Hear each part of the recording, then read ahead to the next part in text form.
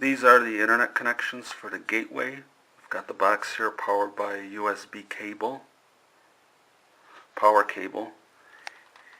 Ethernet cable comes out of the gateway, this blue cable, and comes into the port on the Linksys router. The Linksys router connects to the internet so that it can pick up images.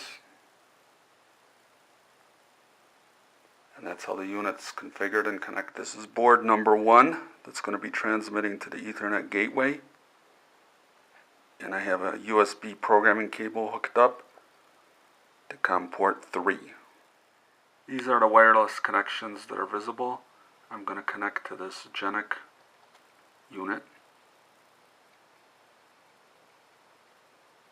so that I can use the Ethernet gateway. Now it's connected. Bring up Internet Explorer, and now I want to connect to the IP address 192.168.1.99. And what I see is the GENIC logo and 2 push buttons for reading the boards. I have a disclaimer on the bottom, or I'm sorry, information talking about what's running. And I will connect up to the first floor boards and see that there's only one entry, board number 1. Temperature, last time that a reading was taken.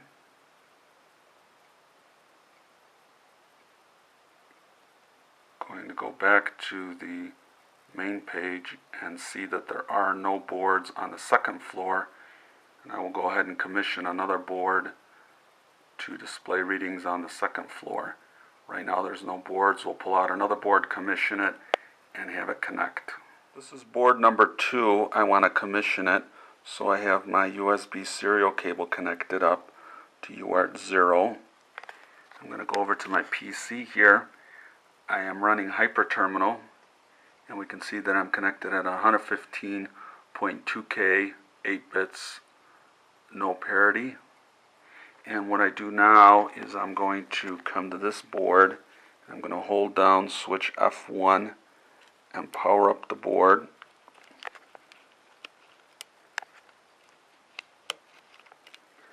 When I power cycle my board, what I then see is in HyperTerminal all of the settings that I can change.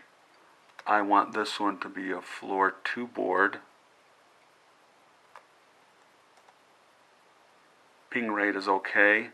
I want to give it a new name, so let's change the name by typing a 3, and I'm just going to put demo board 2. Save the settings with an S.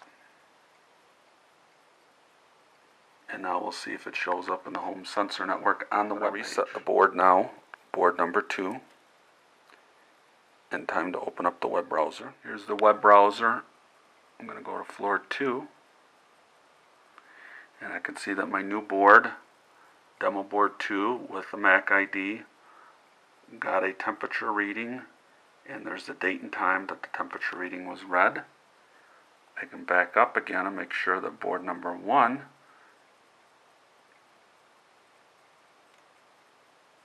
on the first floor is still reading a reading. And it is still called board number 1 with a MAC ID, and it also was updated at 10:35.